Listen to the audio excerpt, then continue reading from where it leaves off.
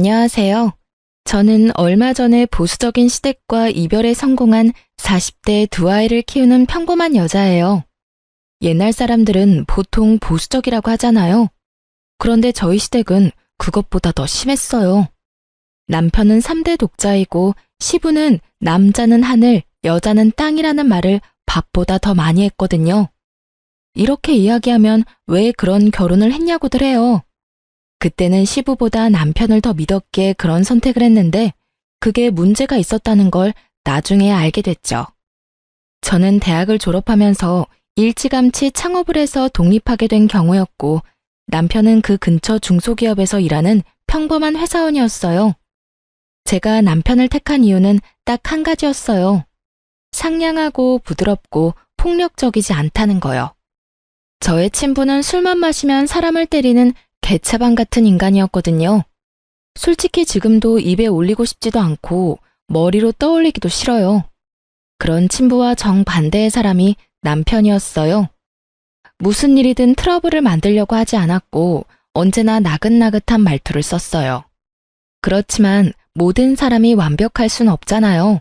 남편도 문제가 있었어요. 줏대가 없다는 거였죠. 그렇지만 제가 남편 목만큼 뚝심이 있었으니 그때는 이마저도 괜찮다는 생각이 들었거든요. 이 사람과 결혼하면 내가 그리던 결혼 생활을 할 수 있을 거라고 생각했는데 그 생각은 시부를 만나고 바뀌었어요. 그래, 아가씨 부모님이 안 계신다고? 아가씨가 잘 알고 있겠지만 우리 아들이 워낙 귀한 손이야. 3대 독자야, 3대 독자. 그런데 아가씨처럼 부모 없는 여자한테 장가 간다는데 내가 기분이 좋을 리가 있겠소? 그리고 아가씨는 일도 하잖아. 자기 가게다 뭐다 말만 좋지 남편 아래로 알고 내줘도 못할 것 같은데 나는 이 결혼 반대야. 살다 일을 한다는 이유로 자기 아들이랑 결혼시키지 않고 싶다는 말을 들을 줄이야. 지금도 그렇지만 당시에도 맞벌이가 많았거든요. 그렇다고 남편이 돈을 잘 벌어서 제가 안 벌어도 되는 것도 아니고 중소기업 다니는 아들이 뭐가 그렇게 잘났는지 일도 안 하고 내조나 하라는 말을 들으니 당황했죠. 게다가 그 고압적인 자세가 저의 친부를 닮아 있어서 저도 기분이 팍 상했어요. 그러면 어쩔 수 없네요. 죽은 부모를 되살려올 수도 없고 제가 일으킨 가게를 접을 생각도 없으니 여기서 갈라지는 수밖에요. 그렇게 시부모를 뵈러 간 자리에서 저는 그렇게 말하고 돌아왔어요. 남편이 쫓아와서 제게 다시 한번 생각해보라며 애원을 하더라고요. 이 남자 생각하면 결혼하는 게 나쁘지 않은데 그 시부를 보고 살 생각을 하니 선뜻 내키지가 않았어요.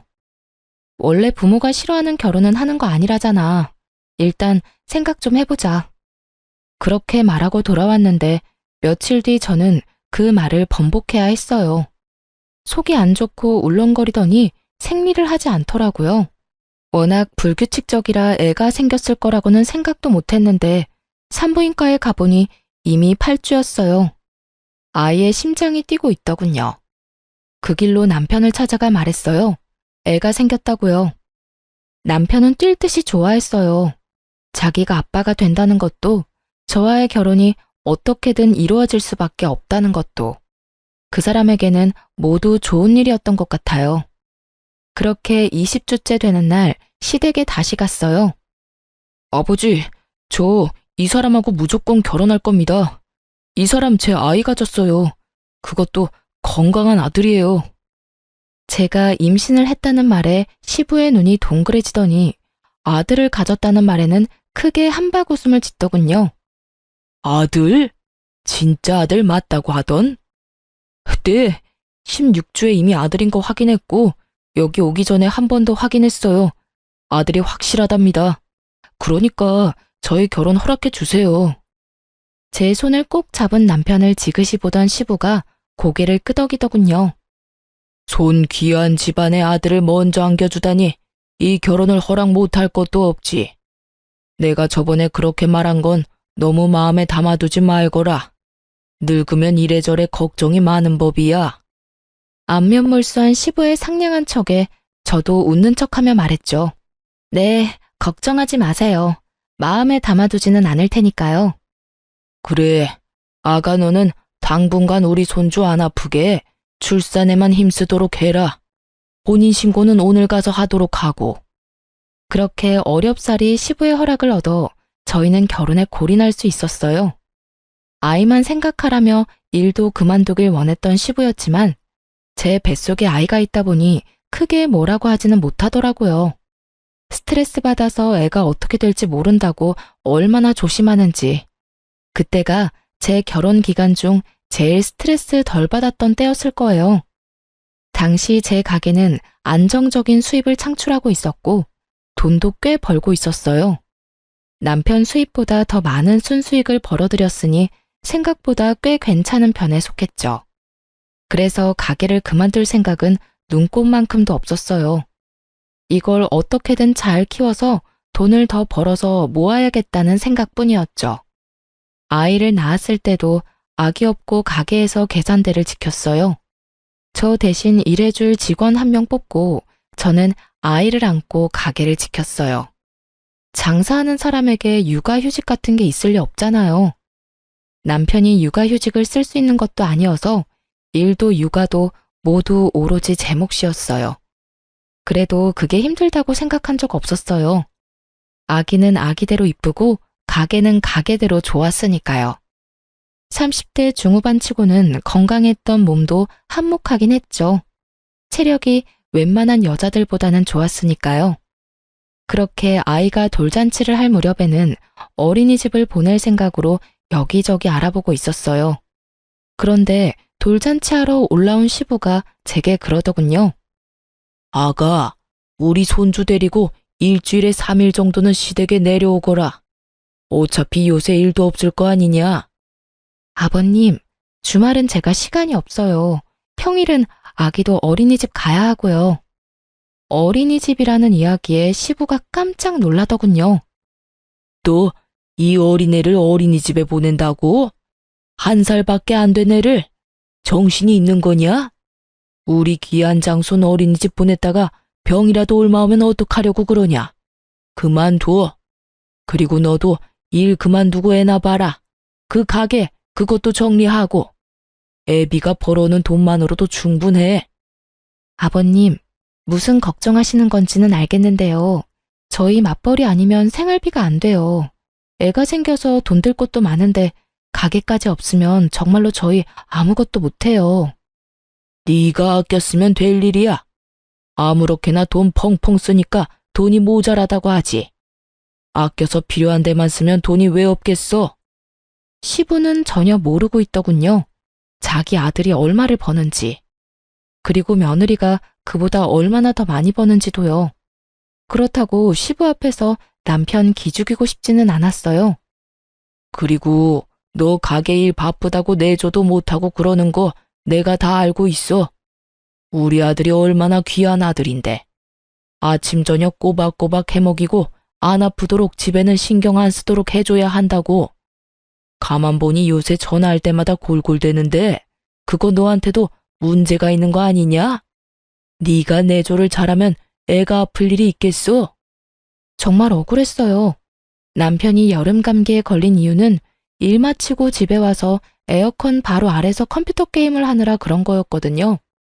애를 봐줬거나 집안일을 하느라 그런 것도 아닌데 그걸 제 탓으로 몰아가는 시부에게 화도 났죠. 저는 시부의 그런 모습에 남편을 시부 옆에 세워두고 애 분유 먹여야 한다는 이유로 아이와 함께 밖으로 나갔어요. 시부 잔소리를 듣기 싫을 때마다 이런 방법으로 그 자리를 회피하곤 했어요. 시부는 제게 하루에 한 번 전화해서 일을 그만두라며 강요하기 시작했어요. 그 스트레스가 극에 달할 때쯤 시부에게서 연락이 뚝 끊겼어요. 왜인지는 모르겠지만 먼저 연락하고 싶지는 않았어요. 이대로 아무 연락 없었으면 좋겠다는 생각으로 오랜만에 편안한 마음으로 일을 하고 돌아왔는데 남편이 제게 잠깐 할 이야기가 있다고 하더군요.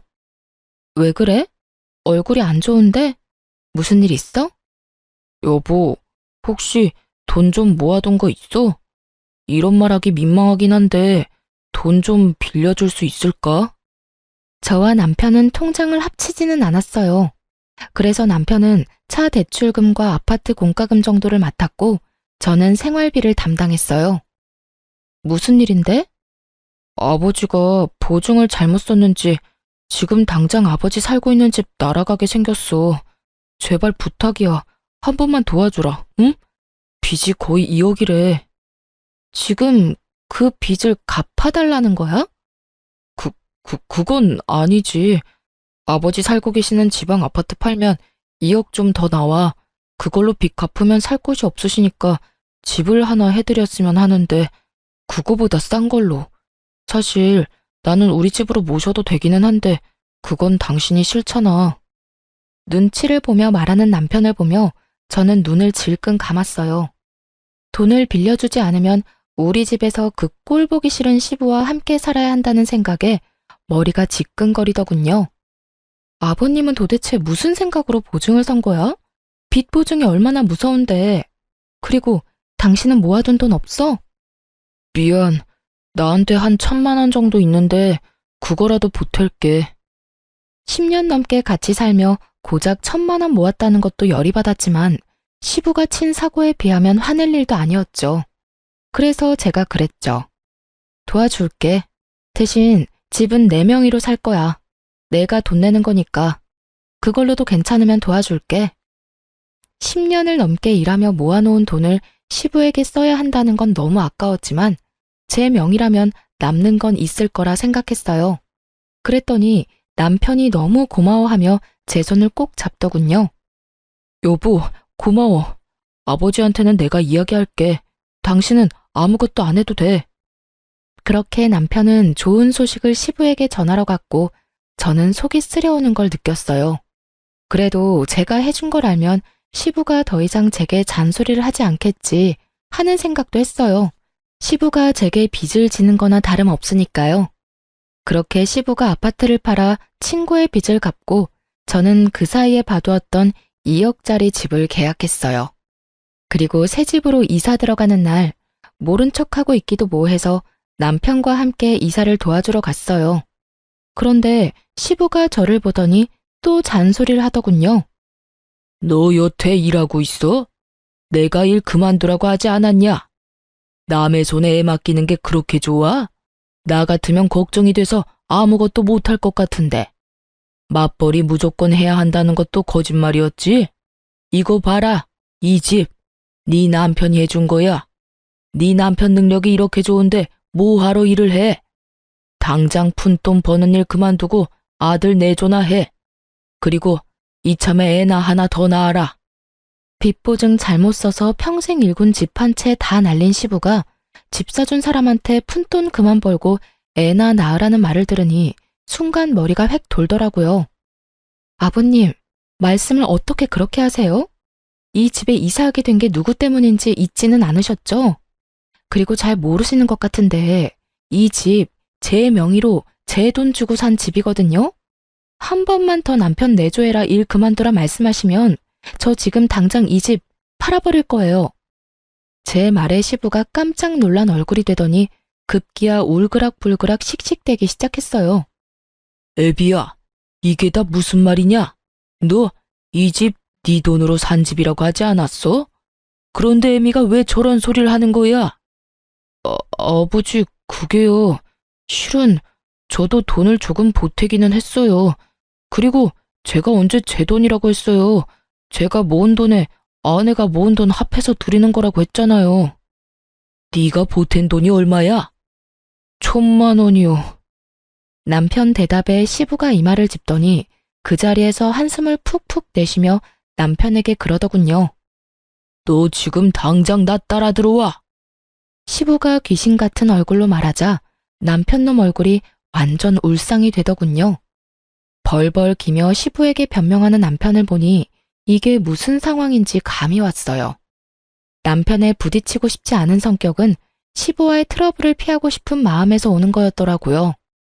그러니 이번에도 이야기할 때 와이프 돈이라고 하면 시부가 화낼 것 같으니 적당히 자기 돈을 더 많이 내고 아내는 조금 보탰다고 이런 식으로 이야기한 거였더라고요. 시부는 그 말을 철석같이 믿고 이만한 돈을 마련한 아들의 능력을 높이 사서 저한테 이걸 빌미로 일을 그만두라고 잔소리한 거고요. 자기가 잘못은 했지만 아들이 그만큼 만회하고 있으니 저한테 큰 소리 치고 싶었던 모양이었어요. 이번에 시부가 체면을 구겼으니 저 보기가 좀 꺼려졌을 테니까요. 그런 와중에 오히려 저한테 더 큰 소리 치고 싶었던 건지도 모르죠. 그런다고 이미 망한 이미지가 되살아나는 것도 아니고 빚보증 섰던 게 없던 일이 되는 것도 아닌데 말이죠. 어쨌든 그렇게 안방으로 끌려 들어간 남편은 시부에게 먼지 털리도록 맞고 욕을 한 바가지를 들었어요. 근데 웃긴 건 시부가 나한테 무례하게 군 건데 애먼 남편 놈만 혼내고 저한테는 사과 하나 없던 점이었어요. 그래도 저는 이해했어요. 왜냐하면 그 뒤로 시부가 저한테 잔소리 전화를 한 통도 안 했거든요.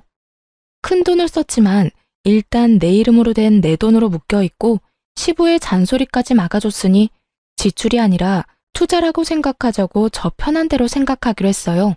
그렇게 시부의 일이 어떻게든 해결되고 그 뒤에는 정말 마음의 평화만이 있을 줄 알았어요. 그런데 삶이라는 게 어떻게 이렇게 제 마음대로 안 되는지 한창 가게가 잘 되던 중에 감염병이 터진 거였어요. 대한민국 자영업자들의 무덤을 만들던 그 질병은 저희 가게도 휩쓸었어요. 동네 손님 위주의 배달을 하지 않던 저희 가게는 그야말로 매출이 직각으로 추락하기 시작했어요. 아니, 추락이 아니라 터진 직후에는 0이었죠. 가게를 접어야 하는 게 아닌가 고민을 해야 할 정도였어요. 직원들도 모두 내보내야 했어요. 그래도 배달을 적극 활용하면서 조금이나마 입에 풀칠은 할 수 있게 됐어요. 그렇지만 나가는 돈이 있으니 그 정도 벌어서는 벌어들이는 순수익이 없었어요. 팔아도 적자를 면하지 못하는 상황이었죠. 모아둔 돈이라도 수중에 있었다면 차라리 싹 다 접고 새로 시작할 생각을 할 수도 있었겠지만 모아둔 돈을 시부집 사느라 다 썼으니 남은 것도 없었어요. 여보, 가게 지금 너무 어려워. 혹시 모아놓은 돈 있으면 좀 빌려줄 수 있어? 나 모아둔 돈 없는데. 그만큼 힘들어? 당분간은 당신 월급으로 생활비까지 해야 할 것 같은데. 내 월급에서? 그 부분에서 남편이 아주 크게 놀라더군요. 솔직히 남편 반응에 실망이 컸어요. 제가 힘들다고 하면 당연히 저를 도와줄 거라고 생각했거든요. 돈을 빌려주지는 못하더라도 같이 고민해주진 않을까 생각했는데 자기 월급에서 생활비 써야 한다니 그제야 놀라는 걸 보니 이 사람은 내 가게가 망하든 말든 상관없구나 하는 생각이 들었거든요. 그런데 그게 아니었어요. 남편은 저를 생각해줄 만큼 형편이 좋지 않았더라고요. 여보, 사실은 나 돈 진짜 한 푼도 없어. 지금 들어오는 월급도 대출로 다 나가고 있는 실정이라. 무슨 대출? 신용대출? 대출을 왜 받았어? 이때까지 내가 생활비 다 부담해서 당신 돈 쓸 일도 없었을 텐데. 그게 나도 생활비 좀 벌어보려고 코인 했거든. 코인이라는 말에 순간 눈앞이 캄캄해지더군요. 코인의 마지막이 대박인 사람이 그리 많지 않잖아요. 이 말을 이 최악의 순간에 들으니 마치 지독한 악몽을 꾸고 있는 기분이 들었어요. 대출 받아서 코인 했으면 다 빼면 되잖아. 손 털고 나오면 그만 아냐? 제발 별거 아니었으면 하는 마음에 가볍게 말해봤는데 남편 얼굴 표정은 별거 아닌 얼굴이 아니었어요. 잔뜩 눈치를 보는 그 표정을 제가 모를 수가 없었죠. 사고를 치기는 쳤구나. 그 생각부터 들었어요. 그래서 다그쳤죠. 설마 마이너스야? 얼마나 마이너스인데? 대출을 왜 받은 건데? 있는 돈으로 한 거 아니었어? 그게 대출을 여러 군데 받았어. 차 담보로 대출 받고 또 있지? 그게 집 담보로 대출도 받고. 뭐? 집은 공동명의인데 무슨 대출이야. 내 허락 없이 대출 못하잖아. 그게 대출한 곳이 내가 아는 사람이 일하는 곳이었거든. 물어보니까 가능할 수도 있다고 해서 했는데 되더라고. 당신이 알면 당연히 못하게 할 것 같아서 그래서 그거 받아서 코인했는데 처음에는 맹세코 진짜 수익률 좋았어. 당장 대출 다 갚을 수 있을 줄 알았는데 점점 안 좋아지더니 수익이 지금은 많이 마이너스라서 그냥 두고 올라올 때쯤 파는 게 낫지 않을까 하고. 미쳤어. 정신 나갔냐고. 지금 우리 생활비 당신 월급으로 다 충당해야 돼. 그런데 그 돈으로 대출 갚으면 우리는 무슨 돈으로 먹고 살아? 지금 당장 다음 달 나가야 할 돈도 어마어마한데 당신까지 나 이렇게 힘들게 만들 거야?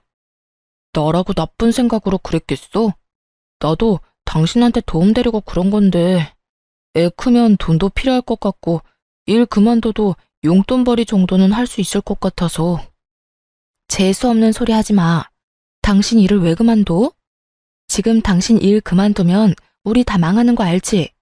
허튼 생각하지 말고 회사에 딱 붙어 있어. 이럴 때는 월급쟁이가 제일 좋아. 지금 장사하는 사람들, 영업하는 사람들 완전 죽기 일보 직전인 거 알지?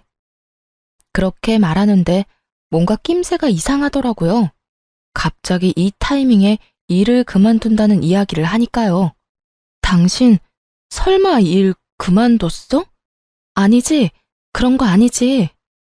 참지 못하고 화를 냈더니 남편 놈이 우물쭈물 한마디 하더라고요.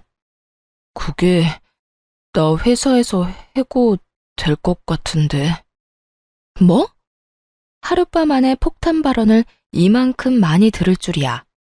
정말 가슴이 너무 두근거리는 것이 심장마비가 올 것처럼 가슴이 꽉 막힌 것처럼 아프더라고요. 나중에야 그게 화병이었다는 걸 알았지만 이때는 정말 제가 뭔가 잘못될 것만 같았어요. 해고를 당신이 왜? 남편은 고개를 들지 못하고 있었어요. 제가 물어도 아무 말 없다가 다그치자 그제야 입을 열더군요.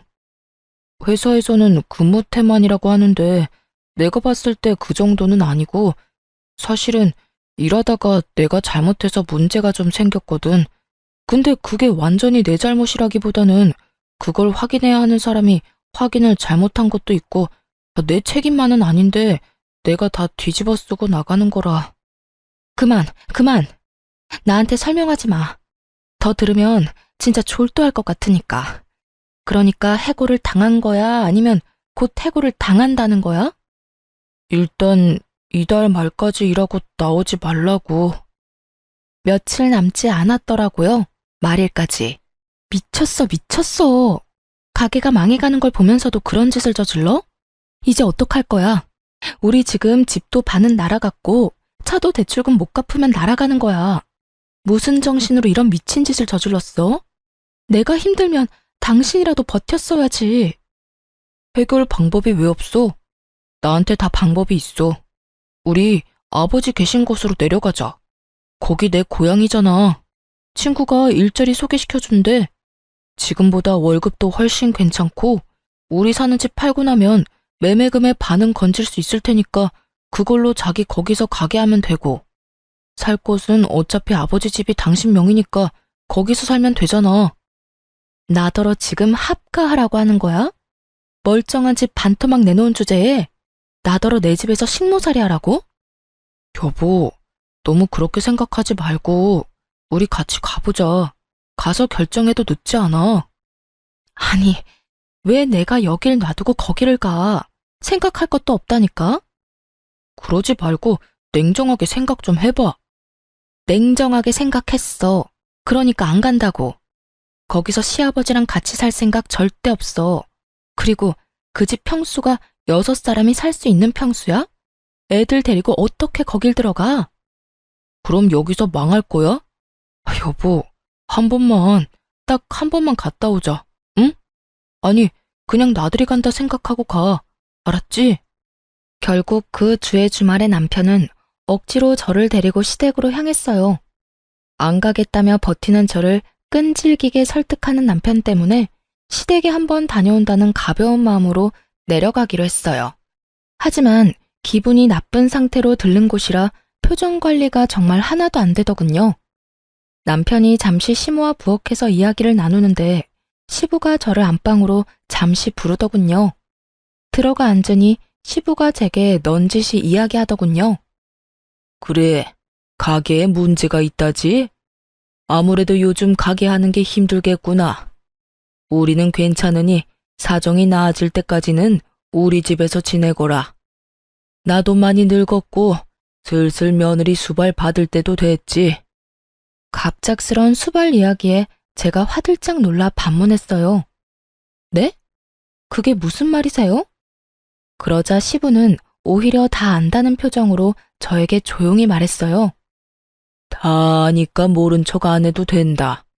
그래도 이렇게 가는 게 있으면 오는 게 있어야겠지. 이러면 어떻겠냐?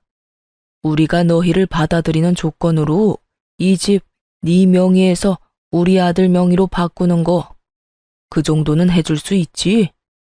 듣다 보니 점점 더 가관이었어요. 뜬금없이 수발 이야기와 명의 변경이 왜 튀어나온 건지 짐작조차 되지 않았어요. 이 집에 내려온다는 걸 남편이 미리 말했다 하더라도 이 집이 네 명인데 왜 시부가 이렇게 아나무인으로 말하는지 모르겠더라고요. 솔직히 제게 문제가 생기면 시댁 팔고 급한 불 끄면 그만인데 말이죠. 남편 부탁과 시부 사정 때문에 그렇게 못하고 있을 뿐인데 갑자기 수발을 들으라느니 명의를 변경하라는 말을 들으니 경황이 없었어요. 아버님, 지금 무슨 소리 하시는 건지 모르겠지만 이 집 명의 남편 앞으로는 절대 안 해줄 거예요. 지금 있는 집도 난리가 났는데 무슨... 그리고 저희 같이 살 생각으로 내려온 거 아니거든요? 제 말에 시부가 더 놀란 표정을 짓더군요. 그러나 이내 괘씸하단 듯한 표정을 하며 오히려 제게 호통을 치더군요. 같이 살 생각으로 내려온 게 아니야?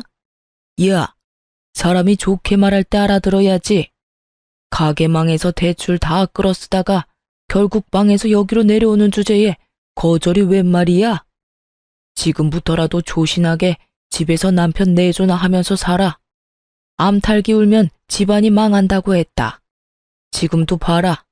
너 가게 하다가 망해서 지금 우리 아들 발목 잡고 있잖아. 어디서 뻗대고 있어? 네가 뭐가 그렇게 잘났냐? 뭐가 잘나서 남편도 모자라 시아버지를 아래로 봐? 호통 소리에 남편과 시모가 안방으로 허겁지겁 들어오더군요. 저는 이 상황이 이해가 되질 않았어요. 시부가 왜 저한테 이런 말을 하는지 이해도 안 갔고요. 마치 제가 잘못해서 여기 온 것처럼 이야기를 하니까요. 가게가 망해가고 있기는 하지만 완전히 망한 것도 아니고 분명히 남편에게 여기 올 생각 없다고 말했는데 시부는 제가 여기 올 것을 전제로 이야기를 하더군요. 네가 우리 아들 앞길 막은 거 생각하면 이 집을 우리 아들한테 주고서라도 사죄를 해야지. 뭐가 그렇게 잘났어? 이 집 사주고 이게 온전히 네 거라고 생각하면 곤란하지. 네가 일을 했을 때라면 몰라도 지금은 돈도 다 떨어졌고 내 아들 앞날 막은 것만으로도 이 집은 네 것이 아니라 내 아들 거라고 해도 과언이 아니지. 가만 보니 제가 남편이 한 짓을 모조리 뒤집어 쓰고 있더군요. 저는 어이가 없어서 웃음밖에 안 나왔어요. 시부 말을 요약해보면 내가 내 돈으로 이 집을 샀지만 내가 사고를 쳤으니까 이 집에 대한 권리는 이제 더 이상 내게는 없다는 걸 말해주고 싶은 모양이었어요. 이게 사실이라면 그렇겠지만 이 모든 게 사실이 아니잖아요. 저는 중간에 뛰쳐들어온 남편놈 얼굴을 삐딱하게 바라봤어요. 이게 무슨 일인가 눈치만 살피고 있더군요.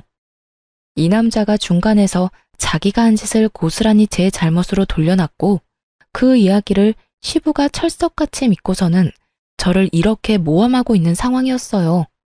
시부도 시부지만 남편에게도 정말 이번만큼 심각하게 실망한 적은 없었던 것 같아요. 저는 다 내려놓고 제 짐을 정리했어요.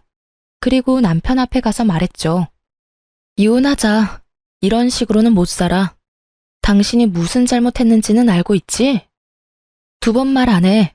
원래대로 다 돌려놓으면 합의, 못 돌려놓으면 소송이야. 집에 갈 테니까 넌 오지 마. 올라오면 내 손에 죽는다. 협박 아닌 협박을 하고 돌아서는데 시부가 고래고래 고함을 지르더군요. 그래, 이혼해라. 다 네 탓이니 집이랑 손주는 놔두고 꺼져. 집안의 온갖 문제는 다 일으켜놓고 네가 뭔데 먼저 이혼을 하라 말아야? 시부 말에 어깨를 으쓱하며 대꾸했어요. 궁금한 건 아버님 아들한테 물어보세요. 저는 더 할 말 없어요. 그렇게 집으로 온 저는 변호사부터 찾아갔어요. 그리고 이혼 소장부터 남편에게 보냈죠. 이건 정말 참을 수 없는 상황이었거든요. 그랬더니 남편 놈이 놀라 집으로 냉큼 올라오더군요. 그것도 시부를 달고서 말이죠. 여보, 이거 뭐야? 나 당신이랑 이혼 못해. 왜 우리가 이혼해? 내가 잘못했어. 내가 잘못했으니까 다시 냉정하게 생각해봐. 응? 이렇게 감정적으로 생각하지 말고. 나 충분히 이성적이야. 그리고 나는 당신이랑 이혼해야겠어. 도저히 용서 못하겠으니까. 사내 놈이 돼서 여자한테 무릎이나 꿇고 우리 아들이 뭘 그렇게 잘못했다고 이 난리야? 네가 말해봐라. 우리 아들이 대체 뭘 그렇게 잘못했다고 소송이야? 아직 못 들으셨나 보네요. 아드님한테 직접 물어보시죠. 남편은 입을 꾹 다물고 있더군요. 그래서 제가 시부에게 말해줬어요. 아버님, 제 가게는 망한 게 아니에요. 그리고 집 망한 것도 제 탓이 아니고요. 집이 공동명의인데 이 사람이 저 몰래 집 담보로 대출받았고요. 자기 지분만큼 대출받은 거라 이 집은 반쪽짜리 집이 됐고 남편 몫은 없어요. 대출만 남았거든요. 팔아도 대출금 빠지고 나면 남편한테 돌아갈 돈도 없을 거예요. 그리고 자동차도 담보대출이라고 들었고요. 신용대출도 있답니다. 그 모든 대출을 왜 썼는지도 모르시는 것 같아서 알려드릴게요. 그 잘난 비트코인에 썼대요. 지금 수익은 마이너스고요. 그리고 마지막으로 회사에서 해고당했답니다. 근무 태만에 회사 일처리 잘못하는 바람에. 뭐라고? 이게 다 무슨 소리야? 망해간다는 제 가게요. 아버님이 사시는 그 집만 팔면 살릴 수 있어요. 그리고 지금 있는 집도 절반 날아간 것만큼 보충할 수 있고요. 그러니까 이혼하고 이 집 팔아버릴 거예요. 그래야 저놈 때문에 망해가는 집 일으켜 세울 수 있지 않겠어요? 야, 이게 다 무슨 소리야? 네가 진짜로 그런 짓을 했다고? 네가 우리 있는 곳으로 내려오는 거 다 네 마누라 잘못이라며? 마누라가 이것저것 대출 끌어다 써서 우리 집에 온다고 하지 않았어?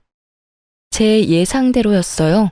남편놈은 시부에게 이 모든 상황에서 잘못은 와이프라고 거짓말을 했더라고요. 자기가 잘못했다는 이야기는 조금도 꺼내지 않고 아내의 잘못으로만 몰아가니 시부는 기세등등해서 자기 본심을 그대로 저한테 드러냈고요. 그때 본심을 숨기고 저한테 잘해줬다면 저도 모르게 시부에게 잘해줄 뻔했어요.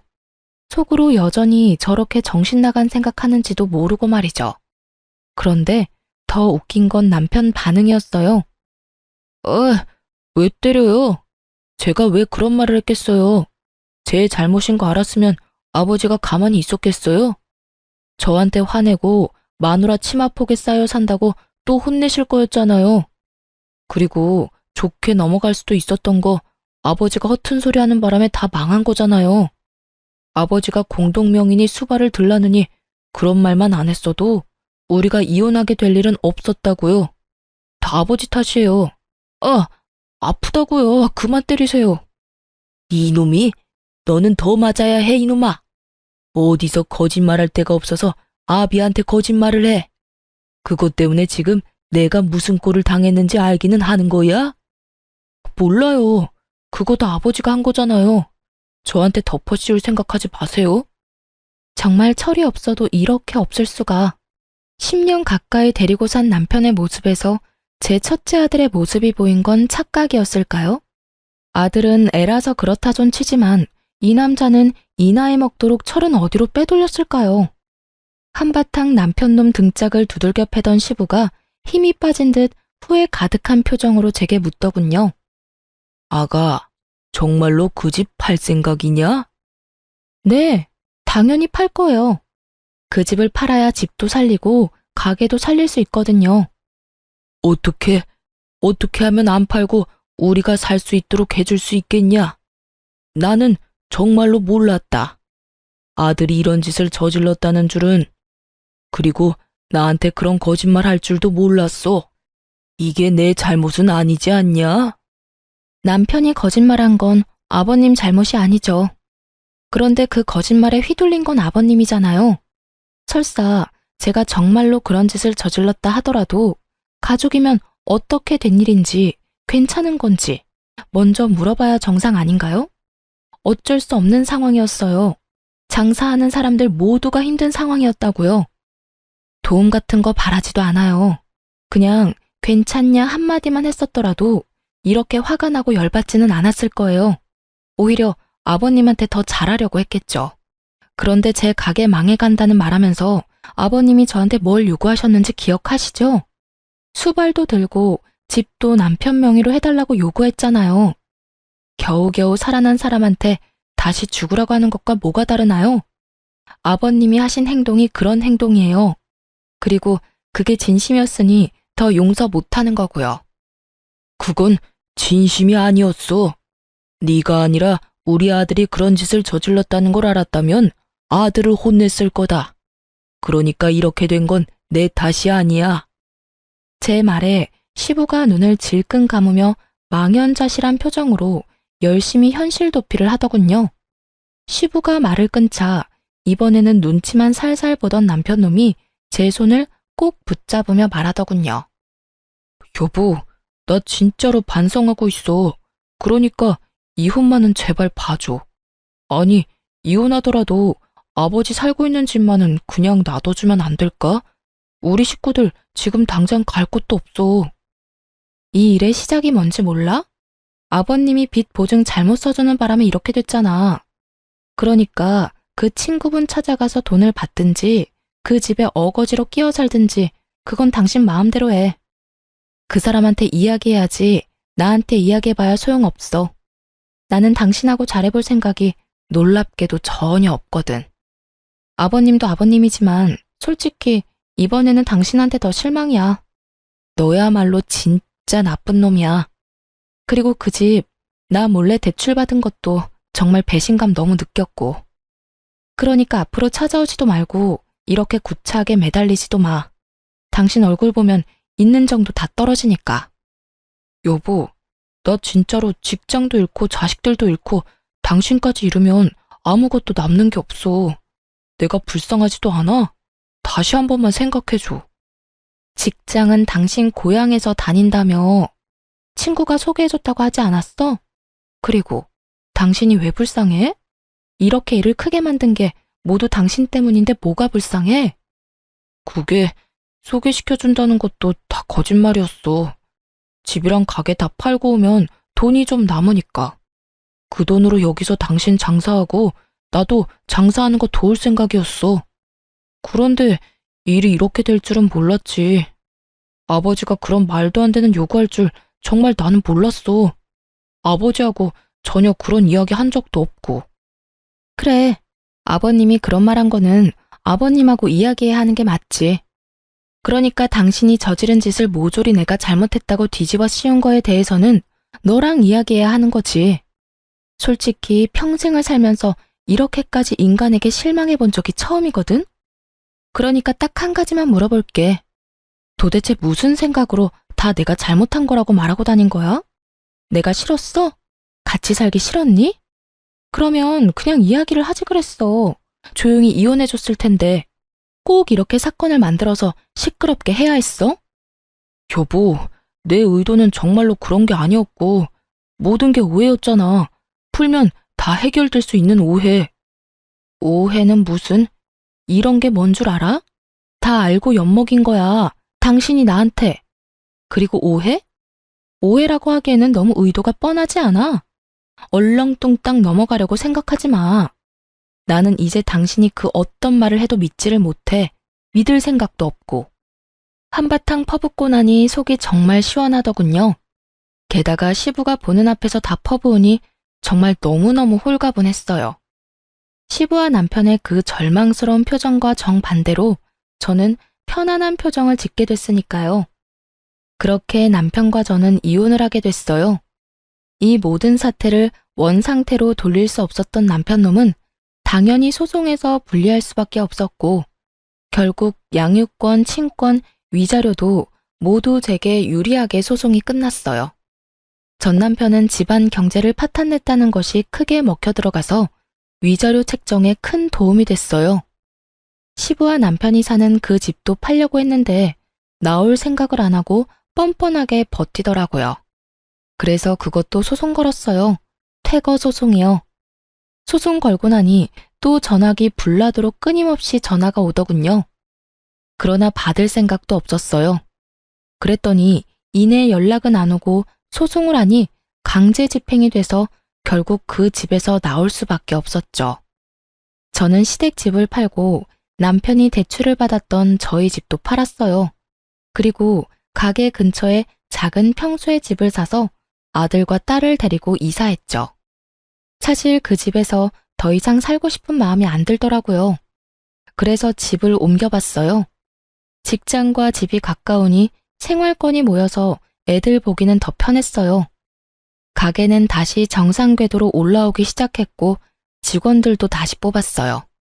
전 남편과 이혼하고 깨달은 건데 그 사람이 있든 없든 제 생활에 크게 변함이 없더라고요. 그만큼 그 사람은 가족으로서 집안일에 어떤 식으로도 관여하지 않았던 걸 이혼하고 나서야 깨달았어요. 그렇게 일하고 아이들 키우느라 바쁘게 보내면서 전 남편과 시부가 어떻게 지내는지는 알 시간도 없었어요. 그런데 하루는 가게에 찾아온 의외의 손님에게서 그 사람들 소식을 들을 수 있었어요. 그 손님은 바로 전 시어머니였어요. 시모와는 좋은 사이도 그렇다고 나쁜 사이도 아니었어요. 사실 그때는 저도 시모도 여유가 없었던 것 같아요. 시모는 시부의 등살에 밀려 입도 뻥끗 못하고 죽어 지냈고 저는 저대로 시부가 싫어 시댁에 자주 들리지 않으니 시모와 대화를 나눌 시간도 없었고요. 그래서 시모가 불쑥 저희 가게를 찾았을 때 당황할 수밖에 없었죠. 어머님, 여긴 어쩐 일로? 별거 아니다. 근처 지나가는 김에 들렀어. 사실 나도 얼마 전에 너희 시아버지, 아니지, 내 남편이랑 이혼했어. 이렇게 다 늙어서 무슨 이혼이냐고 그렇게 말하는 사람들도 많은데 도저히 참을 수가 없어서 이혼했다. 평생을 자기 멋대로 살다가 결국에는 보증 잘못 써서 집 잃고 며느리한테 큰 소리 뻥뻥 치다가 또 그 며느리가 해준 집을 잃었지. 그런데도 똑같더라고. 나한테는 여전히 자기가 뭐라도 되는 양 행동하는 거 있지? 일은 내가 다 하는데 말이지. 들어보니 처음에는 시모가 허드렛 일을 하며 두 사람을 먹여 살린 모양이었어요. 그러다가 결국 두 부자가 하는 행동에 열받아서 이혼하고 그 집에서 나와버린 거고요. 많이 속상하셨겠어요. 어머님 연세도 많은데 일하시려면. 근데 의외로 일하는 거 너무 좋더라. 내 돈 벌어서 눈치 안 보고 내 돈 쓰는 거 너무너무 기분 좋았어. 여태껏 남편 등살에 바깥일이라고는 못 해보고 살았거든. 매번 남편이 주는 돈으로 아껴가며 생활하고 모자라면 친정에 빌려 쓰고 돈 생기면 갚고 그런 생활을 오랫동안 해왔어. 그러다 보니 돈을 쓸 때마다 눈치가 보이더라고. 근데 이제 그런 거 없이 원하는 대로 쓸 수 있으니까 너무 좋았지. 그럼 어머님은 아예 따로 사시는 건가요? 그래. 속 답답해서 같이 못 살겠더라고. 자식놈은 대출도 못 갚으면서 집안에서 탱자탱자 놀기 바쁘고 남편 놈은 예전처럼 어디 가서 거물 흉내 내고 싶어서 환장을 했지. 그런데 집도 없고 돈도 없는데 흉내를 내고 싶어도 안 되는 거야. 얼마 전에는 아무것도 없어서 기초생활수급자 신청까지 했어. 그것도 나한테 시키더라. 동네 소문난다고. 겨우겨우 얻은 월세방인데 동네 창피해서 못 살겠다고. 다른 동네 가자면서 때를 쓰는 통에 아들놈이 데리고 이사 갔다고 하더구나. 그 인간은 여전히 정신 못 차렸어. 그래도 아들놈은 정신이 돌아왔는지 인력사무소 다닌다고 연락 왔었어. 멀쩡한 직장 그대로 계속 다녔으면 이런 힘든 일 할 일은 없었을 거 아니냐. 그 생각만 하면 참, 우리 아들놈도 자기 무덤 열심히 판 거지. 너처럼 돈도 잘 벌고 자식들한테도 잘하고 시부모한테도 잘한 사람이 어딨다고 그런 모자란 짓을 해서 이혼을 당해? 나 같아도 이혼이지. 내 자식인데도 이렇게 미운 거 보면 지 아버지랑 똑 닮아서 그런가 봐. 씁쓸하게 웃으며 말하는 시모를 보니 두 사람이 잘 못 지내고 있는 것만은 확실해 보였어요. 동네에서 떵떵거리며 3대 독자인 걸 무슨 벼슬쯤으로 생각하며 살던 두 부자가 나란히 빚 보증과 코인으로 집안을 말아먹었잖아요. 어디 가서 칭찬받을 짓은 절대 아니고 자랑할 짓도 아니죠. 게다가 여자를 비하하는 시부와 여자에게 빌부터 편하게 살려는 전 남편은 행동은 다르지만 정말 똑같은 것 같아요. 바로 여자를 편한 도구쯤으로 취급한다는 점에서요. 두 사람의 일에 크게 관심이 없었지만 이렇게 전해 듣고 보니 생각보다 형편없어서 역시 사람은 뿌린 대로 거두는가 보다 하는 생각이 들었어요. 특히 시부와 시모가 이혼까지 하게 될 줄은 상상도 못했거든요. 하지만 시부의 헛짓거리에 결국 곁에 있던 사람들이 모두 떨어져 나갈 수밖에 없었죠. 제가 키우는 아이들이 저런 사람들처럼 되지 않도록 최선을 다해 키워야겠다는 다짐을 하게 된 날이었어요. 시부가 마음을 곱게 썼으면 말이죠. 늙어서도 대접받으며 살았을 거예요. 모든 사람들이 그렇듯 좋은 사람에게는 정말로 좋은 대접을 해주고 싶으니까요. 하지만 악독하게 마음을 쓰니 결국은 끝이 좋지 못한 거예요. 자기 팔자 자기가 꼬았다는 거죠. 저도 잊고 살려고 하고 있었는데 우연히 시모를 만나고서 기억이 촘촘히 떠오르더군요. 이런 시부모가 아직도 있나 하는 생각으로 제 사연을 써봤는데 어떠셨나요? 쓰다 보니 길어졌네요. 지금까지 저와 함께 해주셔서 감사합니다.